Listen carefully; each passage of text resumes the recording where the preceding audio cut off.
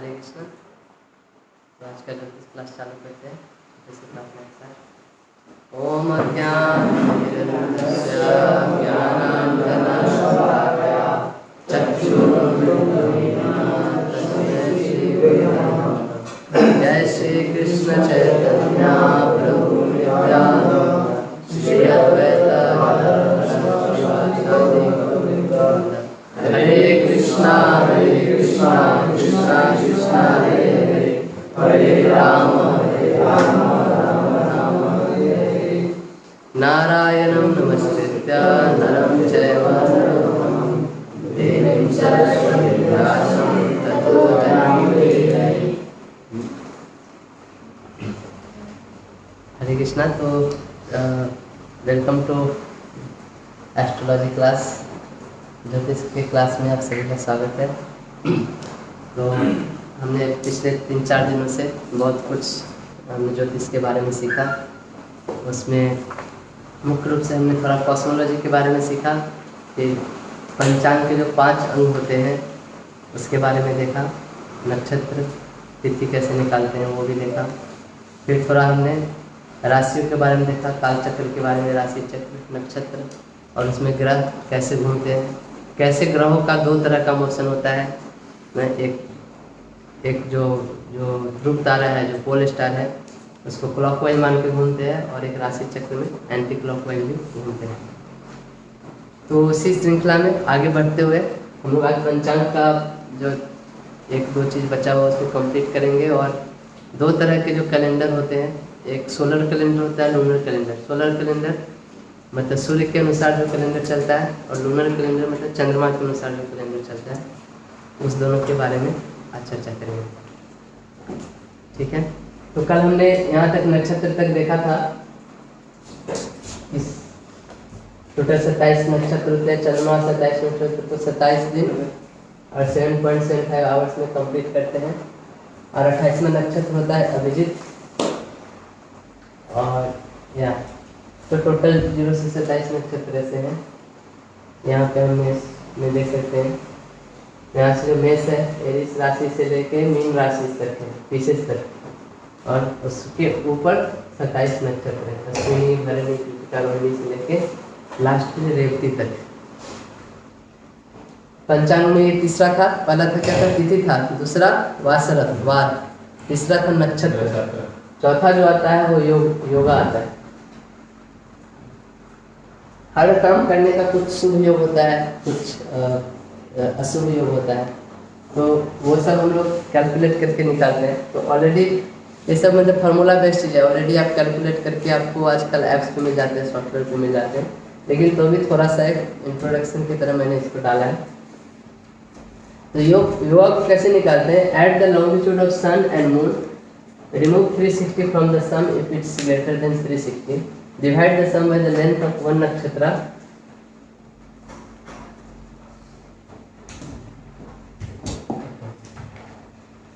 Length of one, ignore the fraction and the integer part, add 1 to it. The result is the index of the yoga running. Refer to the table. ठीक है।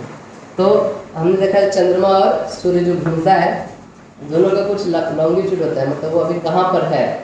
जैसे मान लीजिए हम लोग को किसी को एड्रेस देना होता है तो हम बोलते हैं ना कि हमारा गुरुकुल कहाँ पे है। बोलते हैं उसका पहले मुंबई स्टेशन पे आइए, वहाँ से कुतरू आइए, कुतरू से फिर हमारे कुटाम गाँव में है, कुटाम गाँव में यहाँ पे गुरुकुल है, गुरुकुल है। तो एक एड्रेस हुआ हमारे गुरुकुल का। ऐसे ही जो लॉन्गिट्यूड होता है सन का या मून का, वो उनका एड्रेस होता है कि वो अभी वास्तव में कहाँ पर है। क्योंकि ये तो 3D पूरा मॉडल है ना आकाश में। तो हम पृथ्वी के इससे एंगल से वो नापते हैं, एंगल में कहाँ पर है। तो उस एंगल में कहीं पर तो है, 0 डिग्री पे, 1 डिग्री पे, 2 डिग्री पे, 3 डिग्री पे। तो हर ग्रह का ऐसा कुछ लॉन्गिट्यूड होता है जो एक पार्टिकुलर टाइम पे वो वहाँ पर होता है, ठीक है। तो ऐसे करते समय तो सन का जो लॉन्गिट्यूड होता है और मून का जो लॉन्गिट्यूड, दोनों को जोड़ के उसको हम एक नक्षत्र होता है। एक नक्षत्र कितना डिग्री का होता है? 13 डिग्री 20 मिनट। 13 degree 20 minute. अगर इसको पूरा मिनट में बदल दें तो 800 मिनट हो जाएगा। क्योंकि ये पूरा मिनट में बदलेंगे तो 15 × 60, इसमें जो आएगा उसमें कितना जोड़ेंगे? 20 जोड़ेंगे। अच्छा, 78 780 प्लस 20 800 मिनट में हो जाएगा। तो जो भी लॉन्गिट्यूड आता है सन का और मून का जोड़ के, सन प्लस मून, ये जो सम आएगा उसको हम इतना से भागा दे देंगे या फिर 13 डिग्री 20 मिनट से भागा देंगे। तो जो भागा देने के बाद जो एक इंटीजर पार्ट आएगा, फ्रैक्शन पार्ट को छोड़ दे, जो इंटीजर पार्ट आएगा उस इंटीजर पार्ट से डिसाइड होता है कि उस समय कौन सा योगा चल रहा है। और ये इंटीजर पार्ट हमेशा चेंज होते रहता है। जैसे अभी चेंज हुआ तो 2 घंटा बाद कुछ और इंटीजर आएगा, क्योंकि वो सन और मून तो हमेशा चल रहा है, कभी रुका हुआ नहीं। तो जो इंटीजर पार्ट आता है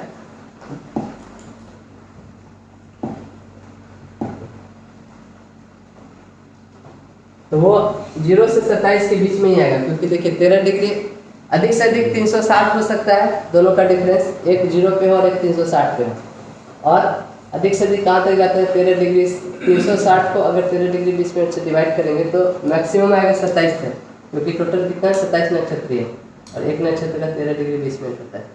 तो ये 27 इंटीजर के अनुसार 27 ये है नक्षत्र, ये योगा के नाम होते हैं। जैसे विषखंबा, प्रीति योगा, तो नाम से ही आपको बहुत कुछ पता चला। जैसे गंदा योग, गंदा योग मतलब डेंजर, मतलब कि डेंजर मतलब खतरे का योग, उस समय कुछ अच्छा नहीं करना चाहिए।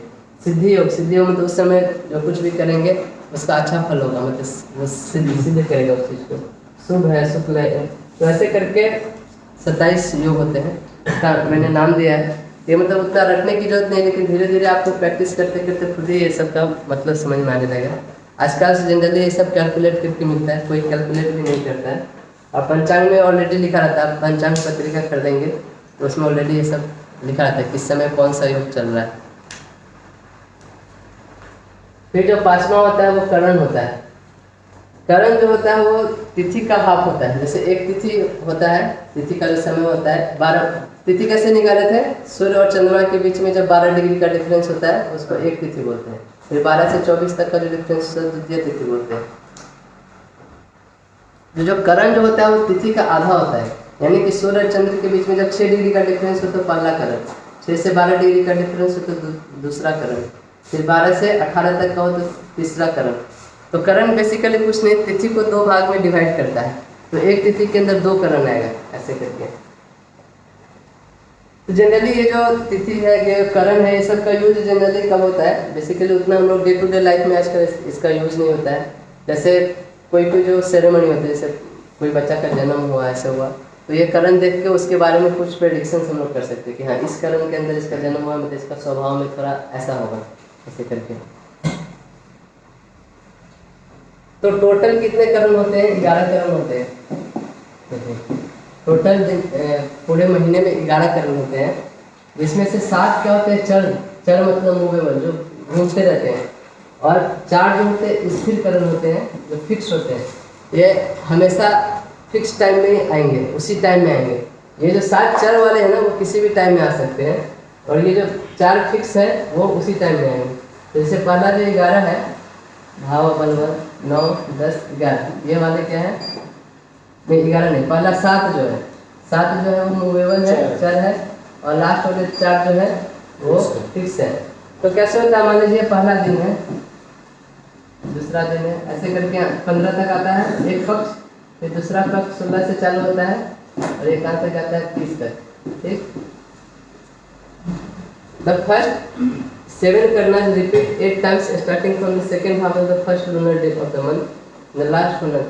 तो जैसे पहला तिथि है, पहला तिथि में क्या होगा, 2 करण होगा, यहाँ पे भी 1 2, दूसरा तिथि में भी 2 करण होगा, 1 2। तो ये जो यहाँ से जो पॉइंट है,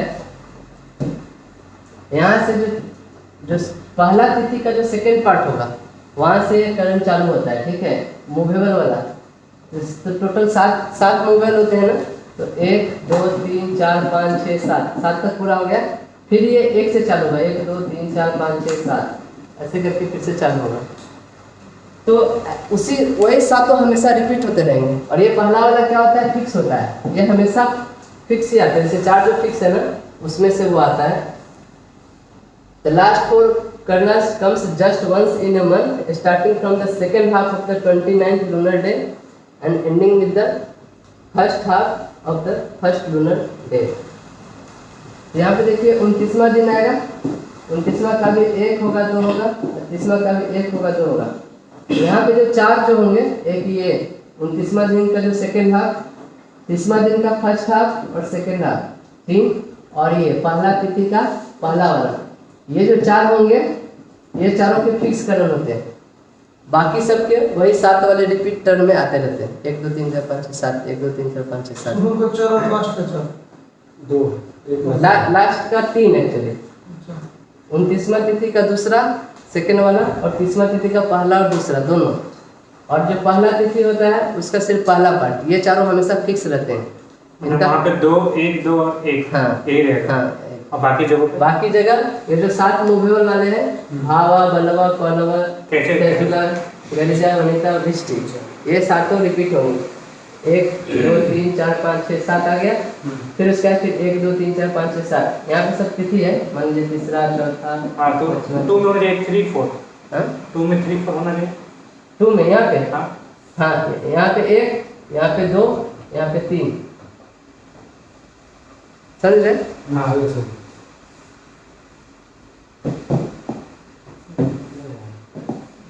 तिथि होता है ना, यहाँ पे देखो पहला तिथि हुआ, दूसरा तिथि हुआ, तीसरा चौथा, तो हर तिथि का 2 पार्ट हुआ, 2 करण होता है, 1 2, इसका भी 2 हुआ, 1 2 1 2, इसका भी 2 पार्ट में डिवाइड कर देंगे। ऐसे कहाँ तक चलेगा?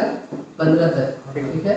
फिर पक्ष बदल जाता है, फिर 16 से चालू होता है, फिर ये कहाँ तक चलता है? 30 तक, ठीक। इसका भी क्या होगा? 1 2, 19वां का भी क्या होगा? 1 2। तो जो 4 जो फिक्स करण होते हैं वो कौन कौन से होते हैं?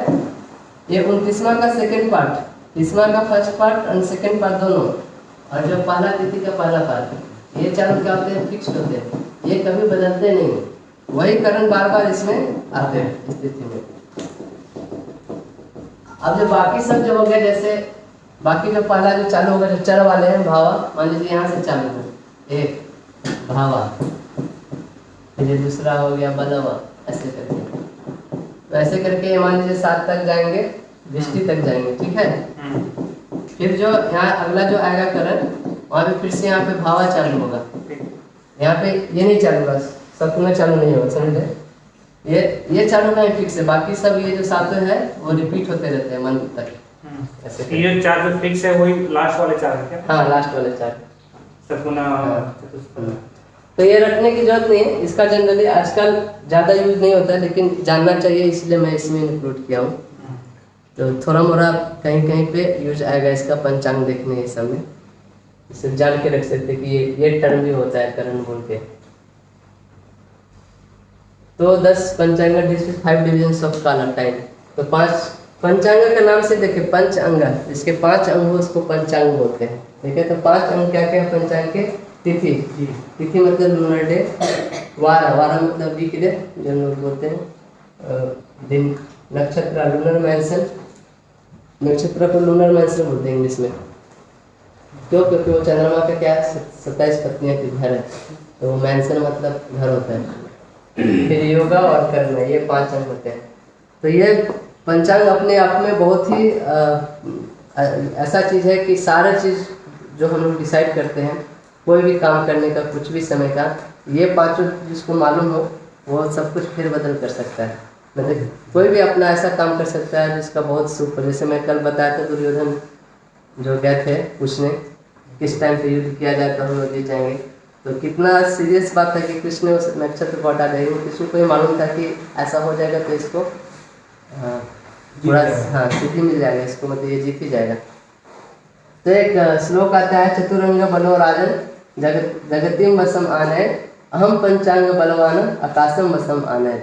तो बोला जो राजा चतुरंगी बली है, चतुरंगी में तो चतुरंगी सेना होती है ना, चतुरंगी मतलब सैनिक होते हैं, पैदल चलने वाले सेना, घोड़ा पे चलने वाले सेना, हाथी पे चलने वाले सेना और रथ पे चलने वाले सेना। तो जिसको पास ये चारों सेनाएं होती है प्रचुर मात्रा में, वो तो पूरी दुनिया को अपने वश में कर सकता है।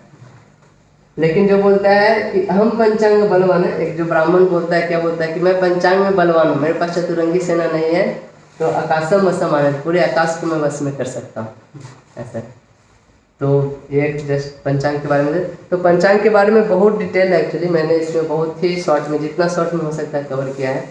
आप चाहें तो इसके बारे में और भी डिटेल में पढ़ सकते हैं। एक बुक आता है बेसिक्स ऑफ पंचांगम, आप ये बुक्स देख सकते हैं, basics of Panchangam, S Narasimha Rao के द्वारा लिखा गया, साउथ इंडियन राइटर है। बहुत अच्छा से इन्होंने पंचांग के सारे डिटेल लिखे, बहुत सस्ती बुक है। और अभी तक जितने ही पंचांग में पढ़े, इससे ज़्यादा डिटेल आपको कहीं नहीं मिलेगा इस बुक से ज़्यादा।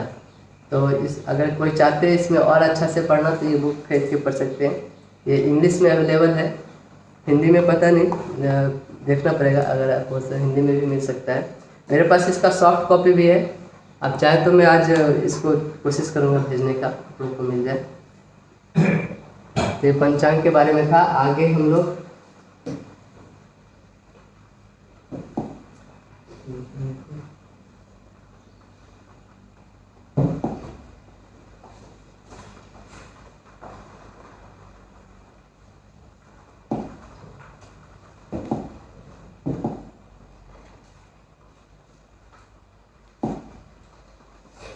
तो जनरली जो हमारा जो ट्रेडिशनल कैलेंडर होता है उसमें दो तरीके से गणना चलती है, एक सूर्य के अनुसार, एक चंद्र के अनुसार। जैसे मैंने बताया था, तिथि जो होता है गणना वो सूर्य और चंद्र दोनों को मिला कर होता है, और दोनों के बीच का डिस्टेंस होता है। लेकिन उसको लूनर कैलेंडर बोलते हैं, क्योंकि वहाँ पे चंद्र पे ही डिपेंड करता है चीज़ें, चंद्रमा कितना आगे जा रहा है। एक सोलर कैलेंडर भी होता है, सोलर कैलेंडर में भी 12 मंथ होते हैं, लूनर कैलेंडर में भी 12 मंथ होते हैं। तो सोलर कैलेंडर का जो मंथ होता है, जो सूर्य का जो संक्रमण होता है, संक्रांति होता है, उस संक्रांति के अनुसार उसका मंथ होता है। जैसे सूर्य जब मेष संक्रांति हुआ तो उस महीने को मेष महीना बोलेंगे, जब वृषभ में संक्रांति हो तो वृषभ महीना बोलेंगे। तो ऐसे टोटल कितने राशियाँ हैं? 12। और जिस जिस राशि में उसका संक्रांति होते जाता है उस राशि के नाम पे उस महीने का नाम होता है। तो टोटल 365 दिन का एक साल हो जाता है चंद्रमा का, है ना। एक राशि में लगभग वो 30 दिन तक रहता है, ऐसे करके। तो Sankranti, when the sun leaves one sign of zodiac and enters another, ठीक है, उसको संक्रमण बोलते हैं। सौर मास, period between two successive Sankranti, sun passes completely through one sign of zodiac। two successive Sankranti मतलब, जैसे मान लीजिए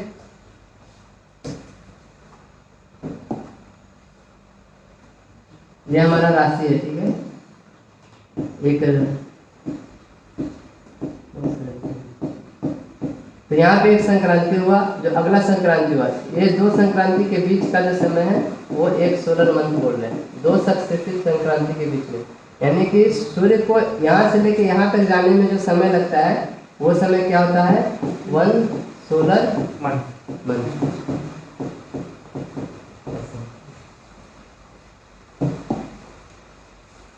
A Sankranti on which a solar month commences takes its name from the sign name of the month। तो जिस राशि में संक्रांति हुआ है उसी राशि के नाम पे उस सोलर मंथ का नाम होता है।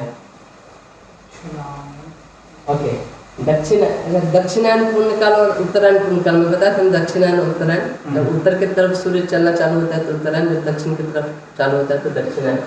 तो उसको दक्षिणायन पूर्णकाल बोलते हैं और उत्तरायण पूर्णकाल भी बोलते हैं।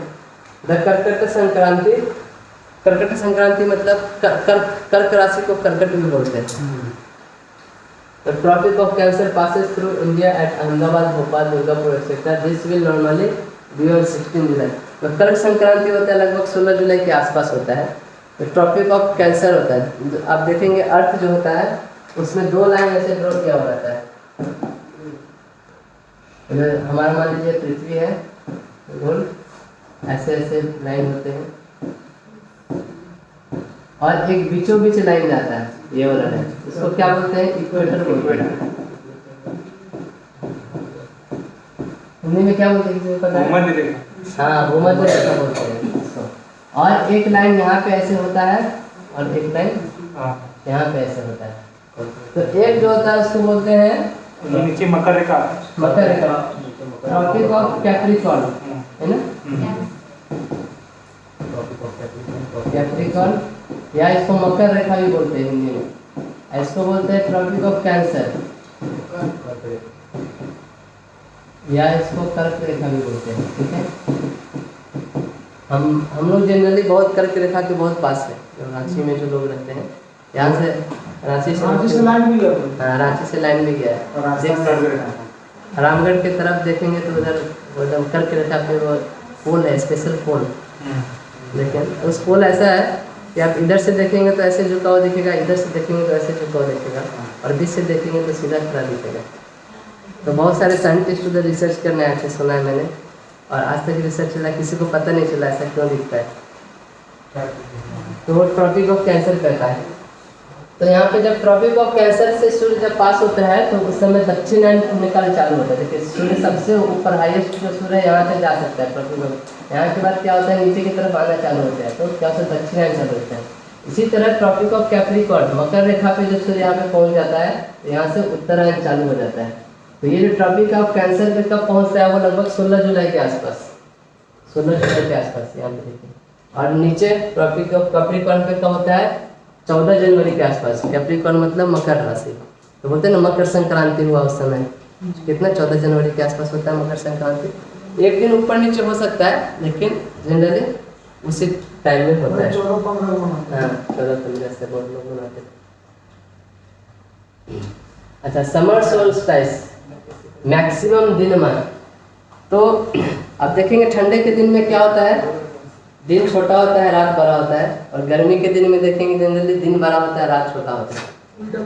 हाँ, तो एक समर सोल्स्टिस होता है, लेकिन इसका मतलब दक्षिणायन उत्तरायण पूर्णकाल के बीच में कुछ ऐसा समय आएगा जहाँ पे दिन और रात बराबर होंगे ना, क्योंकि दिन बड़ा था और इधर दिन छोटा था।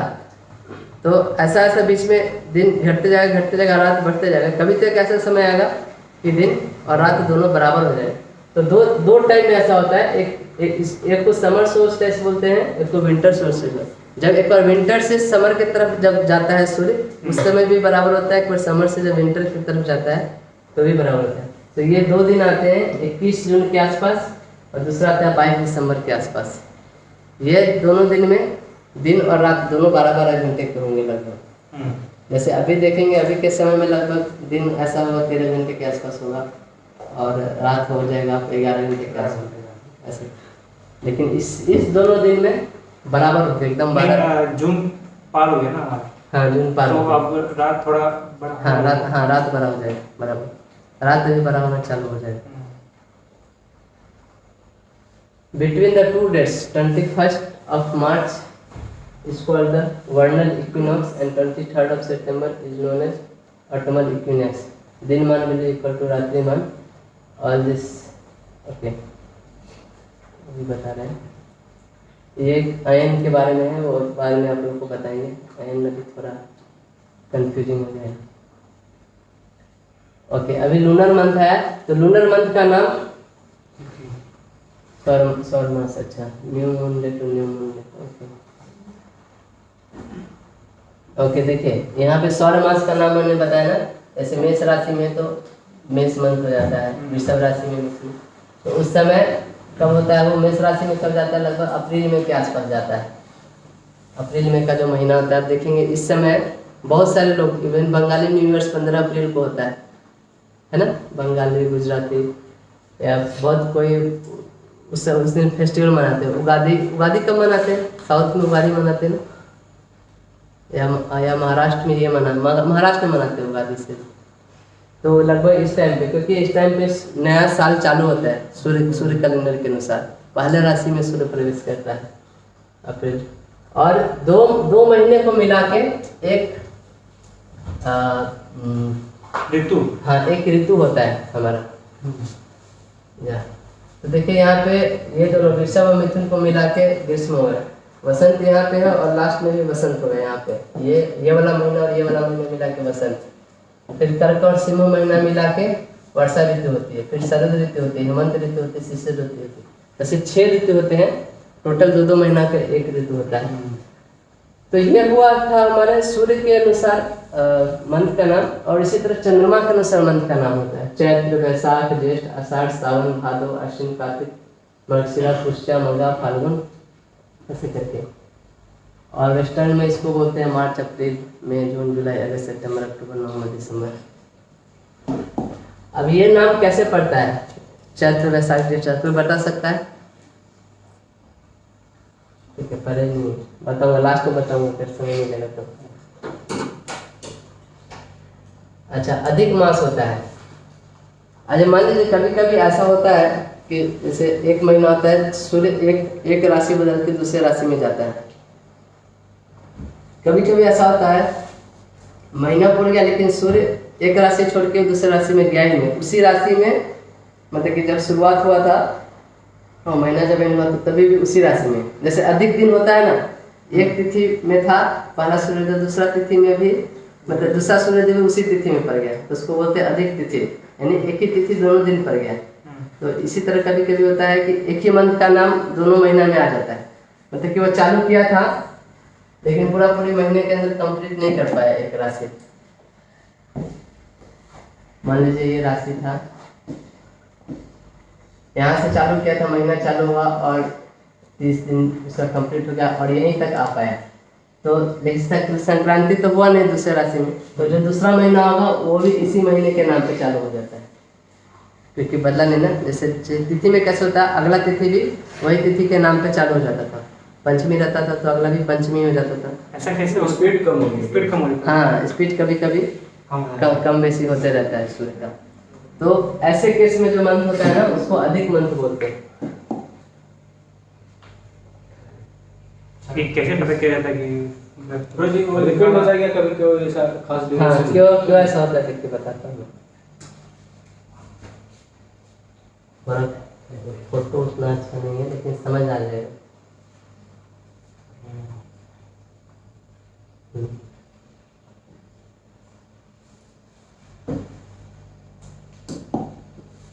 अब क्या होता है एक्चुअली इसमें, जो लूनर कैलेंडर के अनुसार जो मंथ चलता है और सोलर कैलेंडर के अनुसार जो मंथ चलता है उसमें थोड़ा गैप हो जाता है। कितना दिन का? लगभग 13 दिन का। याद है, सन जो होता है 365 दिन में अपना साल पूरा कर लेता है, ठीक है, और जो चंद्रमा जो है वो लगभग 354 पॉइंट कुछ दिन में पूरा कर लेता है। अब तो हमको दोनों को मिला के चलना होगा ना। अगर हम अगला साल जा रहे हैं, कोई आदमी लूनर फॉलो करते रहेगा तो बहुत पीछे होते जाएगा और सोलर वाले आगे नहीं करते जाएंगे। तो at the end of the year जैसे हम लोग अकाउंट का बैलेंस करते हैं ना, भाई मार्च आ गया तो पूरा अकाउंट का बैलेंस करके फिर ट्रेस चालू करते हैं, तो इस चीज़ को कवर अप करते हैं हम लोग। तो ये 13 दिन का लगभग आसपास 12-13 दिन का गैप हो जाता है दोनों को। तो क्या होता है देखिए, जैसे ये हमने देखिए 12 राशियाँ जो बनाई हैं इस पर, मेष वृषभ ऐसे करके 12 राशियाँ हैं, इसके ऊपर 27 नक्षत्र है। तो जब मेष कहाँ था? हाँ, यहाँ था,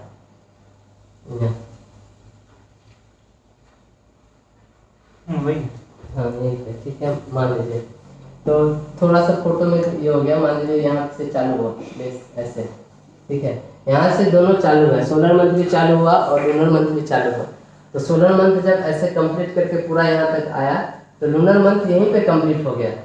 फागुन, चैत, वैशाख, जेठ, आषाढ़, सावन, भादो, अश्विन, कार्तिक, मार्गशीरा, पुष्य, माघा, फाल्गुन, और ये कितना 13 दिन का लगभग एक्स्ट्रा बच जाता है, समझ रहे? तो ये एक्स्ट्रा बच गया। लेकिन जो लूनर मंथ होता है कि अगला जो लूनर मंथ चालू होता है ना, वो चैत यहीं से चालू हो जाता है, यहाँ से चालू नहीं होगा। अब ये बच गया तो इतना वेट थोड़ी करते रहेंगे, अभी तो कोई मंथ ही नहीं चल रहा है, ऐसा तो नहीं होता। तो यहाँ से ही चैत्र चालू हो जाता है फिर से लूनर वाले का। तो फिर से चालू होता है चैत्र, वैशाख, जेठ, आषाढ़, सावन, भादो ऐसे करके आता है और इस बार यहीं पे खत्म हो जाता है। देखिए सोलर मंथ यहाँ पे खत्म हो रहा है, धीरे धीरे एक बार इतना पीछे हुआ, दूसरा बार इतना पीछे हो गया, फिर यहाँ से चालू कर देता है चैत्र। अब जो तीसरा बार है ये सोचता है कि बहुत ज्यादा गैप बढ़ रहा है, इसको थोड़ा मेंटेन करना पड़ेगा। तो तीसरा बार जो गैप होता है ना, उसमें एक एक्स्ट्रा मंथ जोड़ देते हैं लोग। देखिए 13 दिन के आसपास लगभग 12 या 13 दिन का, नहीं 12 नहीं, 354 और 365 लगभग 11 दिन के आसपास रहता है, 10 से 11 दिन के आसपास गैप रहता है। तो ये 3 साल में 10-10-10 ऐसे मिलके लगभग 30-31 दिन का बन जाता है। तो जब 30-31 दिन का मंथ बन जाता है तो उसको जोड़ के एक्स्ट्रा मंथ बोल देते हैं, इसको अधिक मास बोलते हैं। और जब ये अधिक मास हर 3 साल में एक बार अधिक मास जब ऐड हो जाता है तो दोनों सोलर कैलेंडर और लूनर कैलेंडर फिर से एक साथ हो जाते हैं। तो देखिए यहाँ पे चालू हो जाए ये एक्स्ट्रा और ये एक्स्ट्रा, तीसरा राउंड का यहाँ से चालू हुआ चैत्र, वैशाख, जेठ, इसमें देखिए एक्स्ट्रा ज्येष्ठ जुट गया है, एक्स्ट्रा ज्येष्ठ मास जुट गया है। और यहाँ पे देखिए ज्येष्ठ आया, आषाढ़, सावन, भादो, अश्विन, कार्तिक, अगहन, पुष, माघ, और यहाँ से फागुन, फागुन जोड़ के यहाँ तक आ गया। फिर देखिए यहाँ जहाँ तक चालू हुआ था वहाँ पे फिर से दोनों कैलेंडर मिल जाता है। तो इसीलिए देखेंगे कैलेंडर में हर 3 साल में एक बार एक्स्ट्रा मंथ आता है, अधिक मास होता है। और ये अधिक मास को बहुत ही खासकर जो वैष्णव लोग होते हैं बहुत ही पुण्य माना जाता है। इस मंथ में जो भी कुछ काम करते हैं हम लोग उसको बहुत बहुत ज़्यादा फल मिलता है। सोलर में तो हाँ और जो कालचक्र है उसके साथ साथ घूमता है सूर्य, हाँ तो 1 साल हो जाता है। लेकिन जो चंद्रमा है उसका वो 1 राउंड करता है तो उसका 1 महीना होता है। हाँ 1 महीना। तो वो जो 12 बार करेगा तो उसका हाँ। 12 मतलब 1 साल। हाँ 1 साल का। ठीक।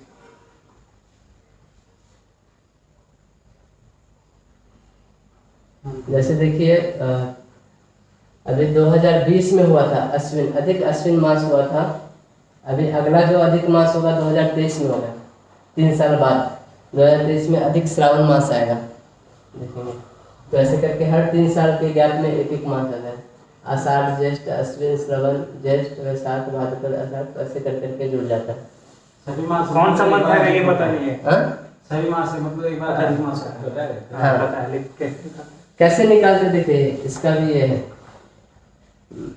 एक्स्ट्रा मास यहीं पे क्यों जुड़ा, यहाँ पे क्यों नहीं जुड़ा, यही सवाल है ना। यहाँ पे इसलिए जुड़ा क्योंकि वो जो चंद्रमा जो होगा ना जो घूम के आता है वो एक ही राशि में रह गया। जिस महीने में एक ही राशि में रह गया पहला और दूसरा महीने, वहीं पर अधिक मास जुड़ेगा। जैसे सूर्य एक ही राशि में रह जाता है तो वही महीना हो जाता है। हाँ। तो यहाँ पे ज्येष्ठ महीना में एक्स्ट्रा क्यों जुड़ता है, क्योंकि ज्येष्ठ महीना में जब चल रहा था उस समय जो चंद्रमा जिस राशि में था ना वो राशि बदला नहीं, वो उसी राशि में अगले महीने में भी रह गया। तो उसी महीने के नाम पे एक्स्ट्रा मंथ वहाँ पे जुड़ता है। तो आप अलग से बैठ के कैलकुलेट करेंगे ना तो आपको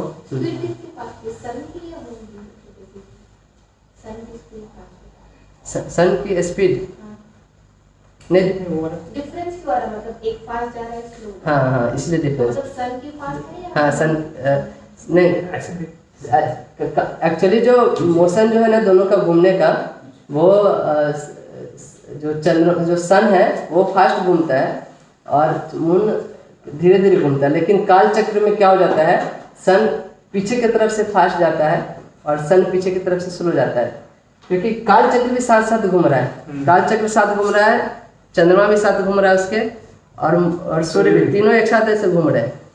तो तीनों जब एक साथ घूम रहे हैं उसमें सबसे ज़्यादा स्पीड काल चक्र का है, उसका सूर्य का है, उसके चंद्रमा का है। लेकिन चूंकि सबसे कम चंद्रमा का है तो ये उतना काल चक्र से मैकअप नहीं कर पाता, तो ऐसा लगता है काल चक्र पे पीछे जा रहा है। ये पीछे जाने वाला जो स्पीड है वो चंद्रमा का सबसे ज़्यादा है, उसके बाद सूर्य का। ऐसे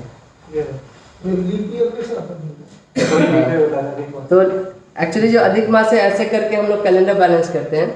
इंग्लिश कैलेंडर में क्या करते हैं लोग, 365 दिन का ही पूरा मंथ निकाल देते हैं, ठीक है। लेकिन एग्जैक्ट जो कैलकुलेशन होता है ना वो जो सूर्य को जो घूमने में लगता है 365.25 डेज लगता है, ठीक है। 365.25 डेज साल में लगता है कवर करने के लिए। तो हर 4 साल में 2.25 जोड़ के एक दिन बढ़ जाएगा, तो वो लोग हर 4 साल में एक लीप ईयर जोड़ देते हैं, तो वो 366 दिन का होता है। तो इसलिए इंग्लिश कैलेंडर को भी वो लोग ऐसे मैच कर लेते हैं। हम लोग 360 दिन का मानते हैं साल। हम लोग हम लोग भी 365 दिन का मानते हैं लगभग।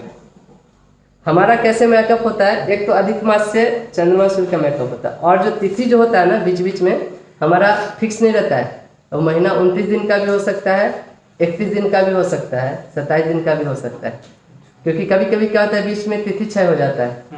तो एक दो तिथि क्षय हो गया तो मान लीजिए 30 का था तो सीधे 28 दिन का ही महीना, और कभी कभी अधिक तिथि भी हो जाता है तो वो 30 दिन के बदले 31-32 दिन का भी महीना हो सकता है। इसलिए डेट और तिथि मैच नहीं करते। हाँ, इसलिए डेट और तिथि कभी मैच नहीं करता है हमारा। ऐसा नहीं कि आज 5 तारीख है तो आज पंचमी होगी, ऐसा नहीं। दोनों के अनुसार हो सकता है। हाँ।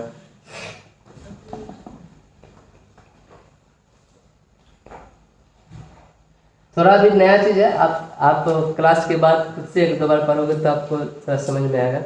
कुछ नहीं आता है तो पूछ सकते हैं आप। एक्चुअली आपको बुक्स भी पढ़ना पड़ेगा, क्लास का भी लिमिट होता है हर चीज़, लेकिन आप बुक्स पढ़ोगे तो बुक्स में बहुत डिटेल में सब कुछ कैलकुलेशन के साथ एक्सप्लेन किया हुआ रहता है। अच्छा, जिस तरह अधिक मास होता है ना, उसी तरह 6 मास भी होता है। बीच में पूरा एक मास ही गैप हो जाता है, क्योंकि क्या होता है, सूर्य कभी कभी एक राशि में है और दूसरा राशि उसी महीने में पूरा पूरी कवर करके तीसरा राशि में भी चला जाता है, यानी कि बीच का जो मंथ था वो गायब भी हो जाता है। लेकिन ये बहुत ही रेयर होता है, जैसे 30 साल 33 साल में एक बार हो गया ऐसा, ये बहुत ही कम होता है इसकी। लेकिन कैलकुलेशन इसको भी जानना चाहिए, कहीं कहीं पे 30 साल 32 साल बाद एक बार ये आ जाएगा तो उस समय आप सोचेगा अरे ये कैसे हो गया, इसलिए मैंने डाल दिया।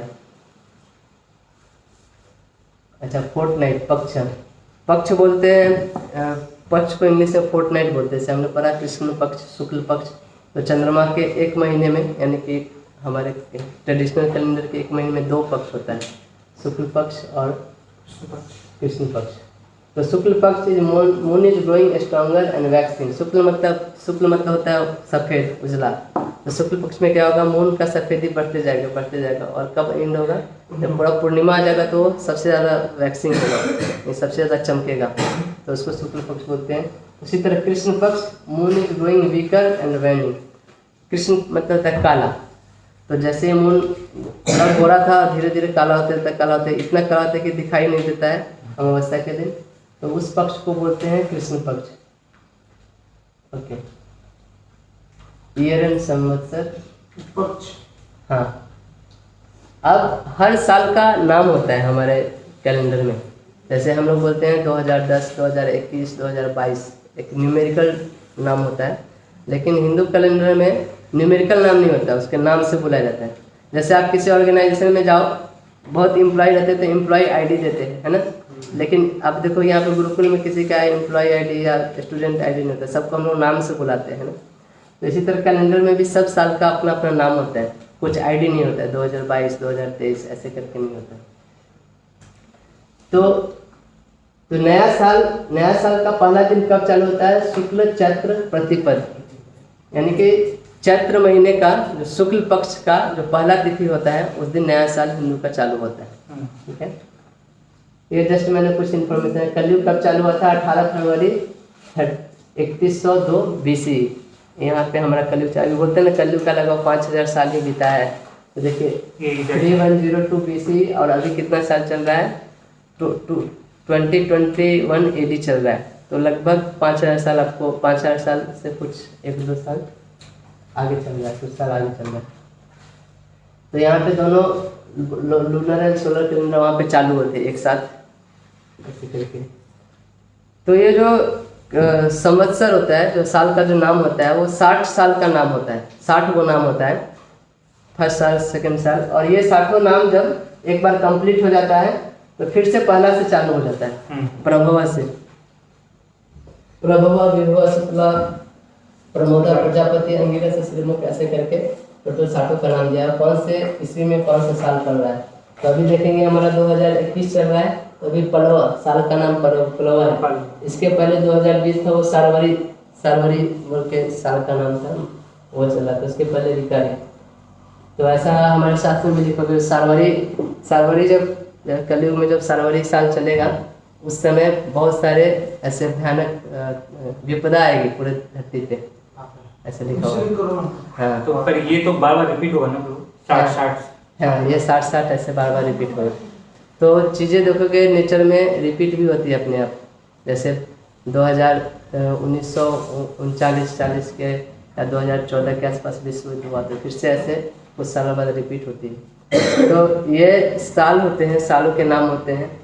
तो ऐसा इसके ऊपर भी एक चीज़ होता है कि कितना रिपीट हुआ है अभी तक, वो जनरली कुछ यूज का नहीं है, इसलिए इधर बताते नहीं लोग, लेकिन वो एग्जैक्ट आपको कौन कलयुग में कहाँ पे हो उतना तक आपको पूरा पता चलता है। कौन से कलयुग में हो, 28 कौन से चतुर्युग में हो, सब आपका कैलकुलेशन रहता है।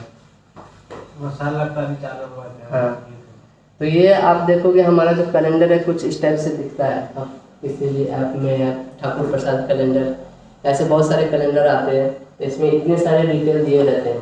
तो यहाँ पे जो बोर्ड में जो लिखा रहता है वो इंग्लिश कैलेंडर के अनुसार डेट लिखा होता है। इसके ऊपर देखोगे इस तरह जो लिखा रहता है यहाँ पे देखोगे लिखा हुआ है S3 तृतीया। S3 तृतीया मतलब शुक्ल पक्ष तृतीया, ठीक है।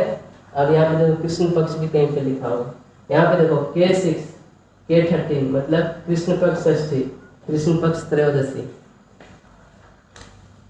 और यहाँ पे ये जो चंद्रमा कौन से राशि में है, मकर राशि में है। सूर्य कौन से राशि, कौन से नक्षत्र में है, श्रवण नक्षत्र में। यहाँ पे चंद्रमा का राशि और चंद्रमा का नक्षत्र दिया रहता है, चंद्रमा का राशि, चंद्रमा का नक्षत्र, यानी कि इस डेट में चंद्रमा कौन से राशि में, कौन से नक्षत्र में। यहाँ पे बहुत जगह सूर्योदय और सूर्यास्त का टाइम दिया रहता है, बहुत जगह सूर्योदय और चंद्रोदय का टाइम दिया रहता है। सूर्य का उदय कब हुआ, चंद्र का उदय कब हुआ, ऐसे करके। और क्या दिया रहता है, तो ऐसे थोड़ा थोड़ा डिफरेंसेस करके हर कैलेंडर में थोड़ा देने का तरीका अलग हो सकता है, लेकिन ये सब डिटेल आपको दिया रहता है, जो बेसिक आपको पंचांग का भी डिटेल जरूरत पड़ता है। और अलग से भी बहुत सारे कैलकुलेशन दिए रहते हैं। तो ये था आज का। एक चीज़ मैंने बोला था कि अगर समय मिलेगा तो बताएंगे, क्या बोला था? हाँ, नाम क्यों ऐसा? हाँ, नाम क्यों होता है।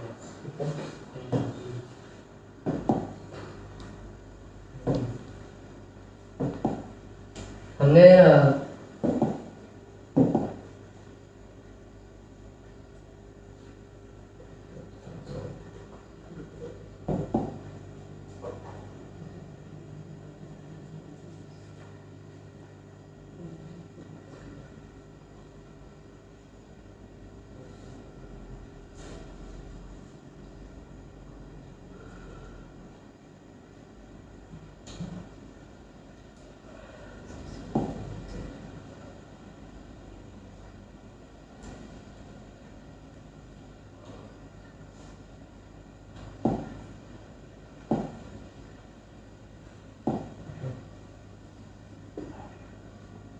तो बहुत लोग अच्छा से पढ़ रहे हैं, बीच बीच में क्वेश्चन ही पूछ रहे हैं। तो हमने एक ग्रुप बनाया है, जो भी आप लोग का जो क्वेश्चन होता है, क्योंकि क्या होता है कभी कभी एक ही क्वेश्चन 5 लोग पूछ रहे हैं, हर 5 लोग को अलग अलग रिप्लाई करना फिर मुश्किल होता है, कभी समय नहीं मिलता है, किसी का छूट जाता है।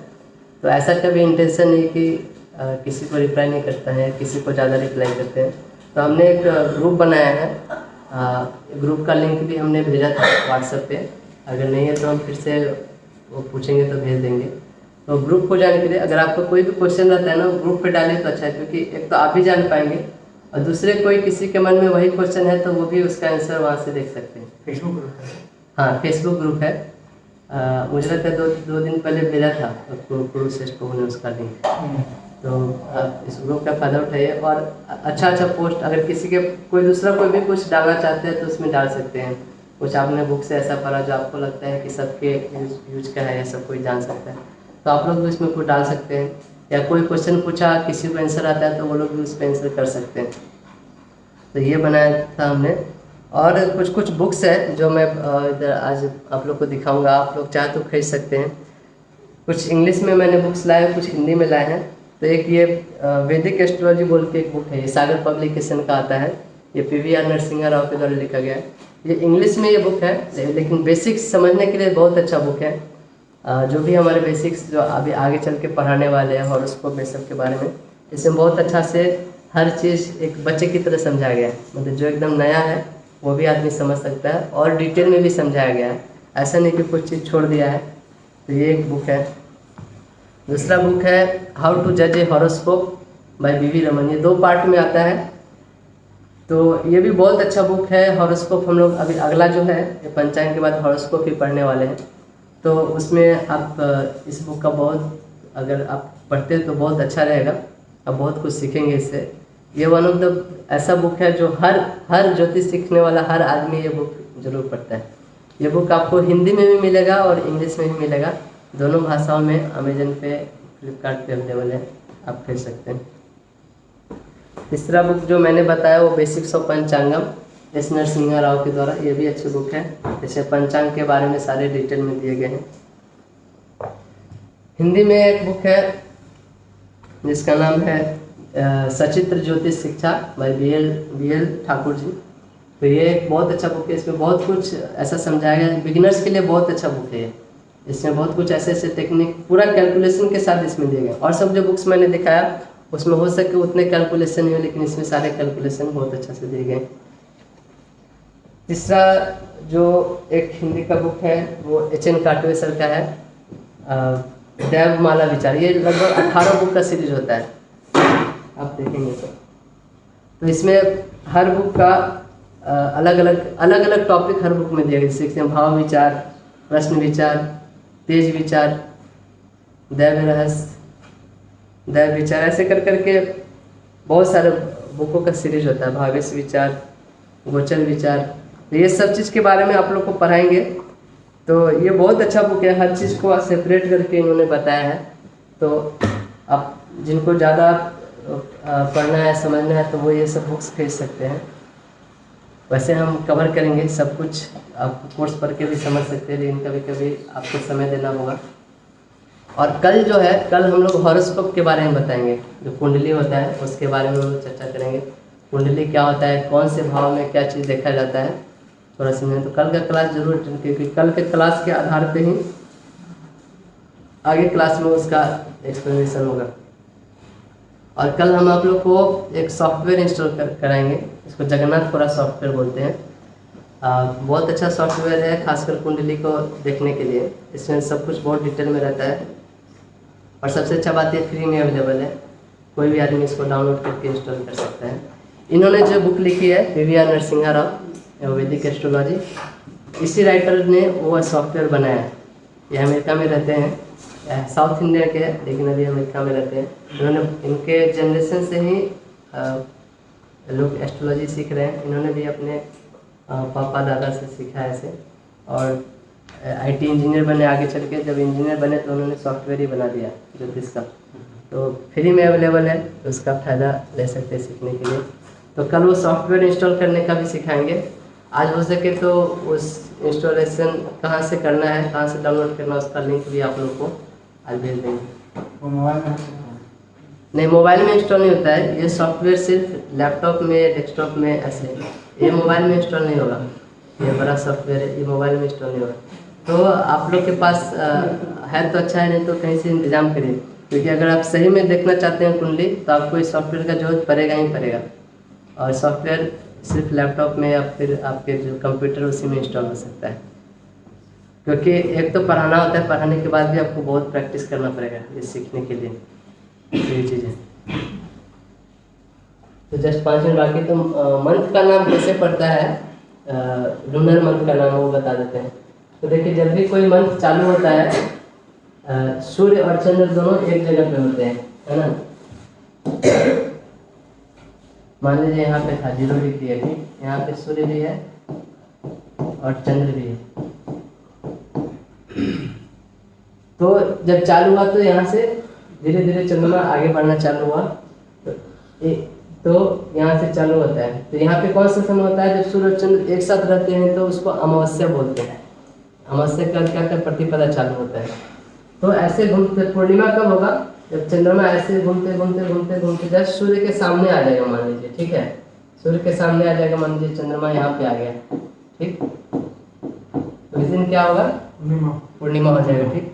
तो पूर्णिमा के दिन चंद्रमा जिस राशि में रहती है, उसी राशि, जिस नक्षत्र में रहती है, सॉरी, पूर्णिमा के दिन चंद्रमा जिस नक्षत्र में रहती है, उसी नक्षत्र के नाम पे उस महीने का नाम आता है। तो मान लीजिए अगर चित्रा नक्षत्र में है, तो उस महीने का नाम हो जाता है चैत्र, ठीक। फिर ये एक पूरा करके यहाँ पे आ जाएगा। अगले बार दोनों कहाँ पे मिलेंगे, सूर्य और चंद्र 0 डिग्री उनका यहाँ पे होगा, क्योंकि सूर्य भी एक महीना में एक राशि कवर कर लेता है ना, तो सूर्य भी एक आगे चला जाएगा। फिर यहाँ से चालू होगा चंद्रमा का चलना। तो अगले बार क्या पे, चैत्र के बाद लगभग ये विशाखा नक्षत्र में पूर्णिमा होता है, यहाँ पे वैशाख महीना हो जाता है, ठीक है। जिस महीने का नाम अब चल रहा है, समझिए, उसी पूर्णिमा के दिन चंद्रमा उसी नक्षत्र में होगा, ठीक। तो देखिए यहाँ पे, देखिए आप देखेंगे महीना का नाम चित्र है, चित्रा से चैत्र, विशाखा से वैशाख, ज्येष्ठा से ज्येष्ठ, पूर्वाषाढ़ा उत्तराषाढ़ा से आषाढ़, ज्येष्ठ आषाढ़, श्रवण से सावन, 7 भाद्रपद, पूर्व भाद्रपद उत्तर भाद्रपद से भाद्रपद आता है, भादो जिसको बोलते हैं लोग। फिर अश्विनी से अश्विन, अश्विन महीना आता है। कृतिका से कार्तिक, मार्गशिरा से मृगशिरा और मार्गशिरा आद्र पुनर से पुष्या से पूष महीना आता है। मगा से माघ और फिर फाल्गुन आता है, फिर इसका माघ फिर फाल्गुन, पूर्व फाल्गुन उत्तर फाल्गुन। तो ऐसे करके 12 महीना के नाम आते हैं। तो जो महीना चल रहा है चंद्रमा पूर्णिमा के दिन इसी नक्षत्र में होगा, ऐसे करके मंथ का नाम होता है। तो ठीक है, तो आप लोग 3 चीज़ें ध्यान रखें कल के लिए कि लैपटॉप अगर है तो लेकर आइए। कल कुछ सेटिंग्स बताएंगे सॉफ्टवेयर के, उसके अनुसार चेंज कर सकते हैं, नहीं तो इंतजाम करिए। वो ग्रुप ज्वाइन कर लीजिए, फेसबुक ग्रुप। कुछ क्वेश्चन होता है तो उसमें पूछिए, आप भी कुछ डाल सकते हैं अपनी तरफ से। तीसरा जो बुक्स बनाया अगर आपके पास है तो खरीद लीजिए। मैं ऐसे कुछ सॉफ्ट कॉपी जो भी मेरे पास मिलता रहता है जिससे मैं भेजता हूँ। जैसे मैंने कल ये सचित्र ज्योतिष शिक्षा जो बुक है उसका सॉफ्ट कॉपी भेजा है। वैदिक एस्ट्रोलॉजी है, इसका भी मैंने PDF भेजा था पहले, और इसका भी PDF मैं आज भेज दूँगा, बेसिक्स ऑफ पंचांगम का। इसका भी मेरे पास PDF है, हाउ टू जज योर हॉरोस्कोप, ये भी भेज दूँगा। अगर आप बुक खरीद नहीं सकते तो एटलीस्ट इसका प्रिंट आउट लेके पढ़ सकते हैं, या फिर आप डायरेक्ट आपके पास लैपटॉप है मोबाइल में रख के भी पढ़ सकते हैं। तो ये चीज़ें था। तो हरे कृष्णा, आज यहीं पे ख़त्म करते हैं, फिर कल मिलेंगे। Thank you.